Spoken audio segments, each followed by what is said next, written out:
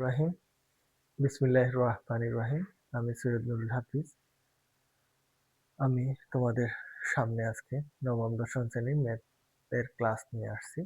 তা আমি আশা করি তোমরা উপকৃত হবে আমার চ্যানেলটা দেখবে, এবং আমি তোমাদের এই উদ্দেশ্যে এই চ্যানেলটা করা যাতে তোমরা উপকৃত হও, ম্যাথটা ইজি ভাবে পড়তে পারো এবং ম্যাথটা সহজ হয়। তো আজকে আমি প্রথম ক্লাসে তোমাদের নবম দশম শ্রেণীর 2.1-এর সেট ফাংশন এর চ্যাপ্টার নিয়ে আমি আলোচনা করব। তো প্রথমে আমি একটা অঙ্ক নিয়েছি যেটার বেসিক পাশাপাশি এই অঙ্কটি করব, যেটা খুবই গুরুত্বপূর্ণ। আর তোমরা ম্যাথে আমার সাথে থাকো, ইনশাল্লাহ লাভবান হবে। আমি শুরু করতেছি আজকে ম্যাথ। এখানে দেওয়া আছে a equal to x belongs to m, এটারে আমরা বলি such that x square minus 10x plus 24 equal to 0 হলে পাওয়ার অফ a এর মান কত? পাওয়ার অফ a এর মান কত? তো এই বিষয়টা আমরা এভাবে বুঝবো। বিষয়টা যে পাওয়ার অফ a হলো শক্তি সেট, এটাকে পরে সাজাবো, কিন্তু প্রথমে আমাদের করতে হবে এরকম যে x square minus 10x plus 24 equal to 0, এইটার মান আগে বের করে নিতে হবে। এখান থেকে আমরা a এর মান বের করে নেব। এইখানে n দ্বারা স্বাভাবিক সংখ্যা বোঝায়। n দ্বারা কি বোঝায়? স্বাভাবিক সংখ্যা। স্বাভাবিক সংখ্যা হলে আমরা এইভাবে বুঝি। আমি প্রথমে বেসিকটা নিয়ে আলোচনা করতেছি। এটাকে স্বাভাবিক সংখ্যা বা ন্যাচারাল নাম্বার বলি। স্বাভাবিক সংখ্যা, সংখ্যা ইংরেজিতে বলে natural number. Natural number, number. আচ্ছা, তাহলে এখন আসি। আর এই যে পাওয়ার, এর অর্থ হলো শক্তি সেট। কার শক্তি সেট? এ এর শক্তি সেট। কার? এ এর। এ এর শক্তি সেট। এ এর শক্তি সেট হইল এটা। তো আমরা দেখি প্রথমে সমাধানটা কিভাবে করা যায়। এটার সলিউশন আমি এভাবে করতে পারি। এটা এইভাবে যে আমি ওই অংশটুকু নিলাম, ওইখানে যা থাকবে সেই অংশটুকুই নিব। সেই অংশটুকু নিয়ে এটার মধ্যে মিডিল টার্ম ফ্যাক্টর করব, মানে মধ্যরাশি ভাঙাবো। মধ্যরাশি ভাঙাইলে আমরা তারপর যে উত্তরগুলো পাবো সেটা হবে এ সেটের উপাদান। পরে এ সেটটারে আমরা এটারে যদি এটা শক্তি সেটে নিয়ে নেই তাহলে উত্তরটা হয়ে যাবে। তাহলে আমরা এখানে লিখতে পারি এরকম দেওয়া আছে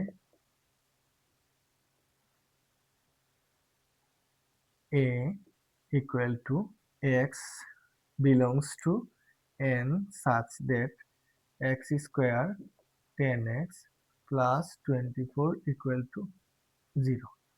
আমি এই অংশটুকু নেব, শুধু এতটুকু অংশ আমি নেব। এই অংশটা নিয়ে কাজ করব, এটার মধ্যে মিডিল টার্ম ফ্যাক্টর করব এটা, তখন এর উপাদান বের হবে।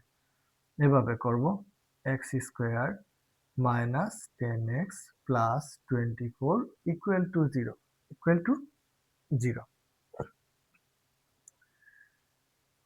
বা হবে। সমান যদি থাকে তাহলে এখানে বা হবে। এক্স স্কোয়ার এটা লিখতে পারি 6x minus 4x plus 24 equal to 0 বা, কারণ কি 6 আর 4 যোগ করলে আমরা 10 পাই। যখন চিহ্ন একই ধরনের হয় তখন মাইনাস গুলা প্লাস হয়ে যায়, কারণ চিহ্ন একই ধরনের হলে আমরা যোগ করি, চিহ্ন ভিন্ন হইলে আমরা বিয়োগ করি। তাইলে চিহ্ন মাইনাস মাইনাস 6 আর 4 যোগ করলে আমার কি হবে? 10 হবে। আবার এই 6 আর 4 গুণ করে যদি, তাহলে কি হবে? 4 6 24। 4 6 কত? 24, 24। আচ্ছা, এখন আমরা লিখবো এখান থেকে x কমন নেব। x কমন নিলে এখানে হবে x মাইনাস 6।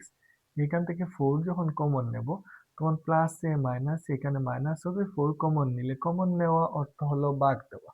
কমন নেওয়া অর্থ হলো ভাগ দেওয়া, মানে এমন সংখ্যা আমরা বাছাই করে নিব যে সংখ্যা দিয়ে 2 উভয়টাই ভাগ করা যাবে, উভয়টাই ভাগ করা যাবে। x নিলাম প্লাসে মাইনাসে, মাইনাস আর 4 দিয়ে 24 এ ভাগ করলে 4 6 24, 4 6 24 ইকুয়াল টু 0। এখন আমরা এই দুইটা সেম হবে মিডিল টার্ম ফ্যাক্টর। এই মধ্যরাশি ভাঙাইছি এমন ভাবে গুণ করলে শেষেরটা হবে প্রান্তীয় রাশির উত্তর হবে, আর যোগ করলে অথবা বিয়োগ করলে মধ্য রাশি হবে। একে বলে মিডিল টার্ম ফ্যাক্টর। এটাকে গুণনীয়কের মাধ্যমে আমরা করি, আচ্ছা, বা উৎপাদকের মাধ্যমে করি। এইটা এই দুইটার মধ্যে কমন যাবে x-6, এই দুইটার মধ্যে কমন যাবে কি x-6 হবে, আর এখানে x-4 হবে। বলা হয় যে দুই বা ততোধিক রাশির গুণফল যদি জিরো হয় বা শূন্য হয়, তাহলে আলাদা আলাদাভাবে প্রত্যেকটি রাশির মান জিরো হবে। মান কি হবে? জিরো হবে। আমরা যেন এটা খুব ভালোভাবে লক্ষ্য করি। তাহলে কি x-6 ইকুয়াল টু 0, অথবা x-4 ইকুয়াল টু 0 হবে। x-4 ইকুয়াল টু 0 হবে। আচ্ছা, এখন আমরা বাকি অংশটুকু দেখি।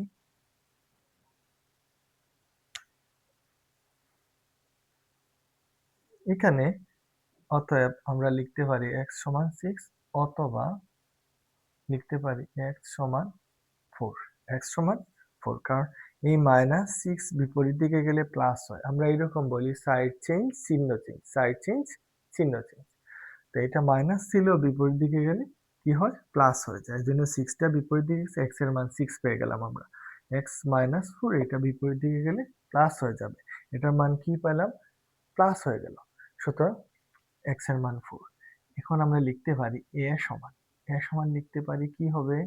4 এবং 6, 4 এবং 6, এই দুইটা মান পাইছি। এখন বলছি এটার পাওয়ার সেট। আমরা যে কোনো সেটের পাওয়ার সেট অর্থ হলো এটারে সাজানি, উপসেট নির্ণয় করে তারপর পাওয়ার সেট করি। আমরা সরাসরি এইভাবেও করতে পারি, এইভাবে যে পাওয়ার সেট নির্ণয় হলো, আমরা প্রথমে লিখতে পারি এখানে আছে 4 একবার, 6 একবার, তারপরে 4, 6, তারপর হইলো ফাঁকা সেট। ফাঁকা সেট, এটার নাম হইলো কি? ফাঁকা সেট। আমরা কয়টা, এখানে ছিল দুইটা উপাদান। এটা একটা সূত্র, আমরা যখন কোন সেটের পাওয়ার সেট নির্ণয় করার কথা বলবে, তখন আমরা এই n বলতে হইলে উপাদান, ওই সেটের উপাদান সংখ্যা, উপাদান সংখ্যা যদি নেই এখানে n এর মান, মানে এ সেটের উপাদান হইলো দুইটা, 2 যদি বসাইয়া দেই 2, তাহলে 2 দুগুণে কয়টা হইলো? শক্তি সেট কয়টা হবে? 4টা। তার শক্তি সেটের উপাদান হবে কয়টা? কয়টা হবে? উপাদান হবে 4টি। উপাদান হবে 4টি। শক্তি সেটের উপাদান হবে 4টি। এটা কোন সূত্র দিয়ে পাবো? আমরা 2 টু দি পাওয়ার n দ্বারা। এর বেশি হবে না, কম হবে না, বেশি হবে না, কম হবে না। তাহলে কি পেলাম আমরা? 4 লিখলাম একটা, 6 একটা, আর ওই দুইটা আবার লিখলাম মূল সেট, তারপরে আমরা ফাঁকা সেট, কারণ ফাঁকা সেট হলো সব শক্তি সেটের উপাদান। তো সুপ্রিয় শিক্ষার্থীরা, আজকে আমার এ পর্যন্তই ছিল প্রথম ক্লাস তোমাদের সাথে। আমি চেষ্টা করেছি যথাযথ সুন্দর করার চেষ্টা করেছি, ভালো করার। তোমরা যদি উপকৃত হবে তাতেই আমি খুশি। আসলে আমার ওই সাবস্ক্রাইব করা, চ্যানেলে ভিউ বাড়ানি, এটা কোনো উদ্দেশ্য নেই। আমার মূল উদ্দেশ্য হলো তোমরা উপকৃত, আমি যা জানি তা মানুষের মধ্যে ছড়িয়ে দেওয়া, এটাই আমার মূল উদ্দেশ্য। ধন্যবাদ সবাইকে। আসসালামু আলাইকুম।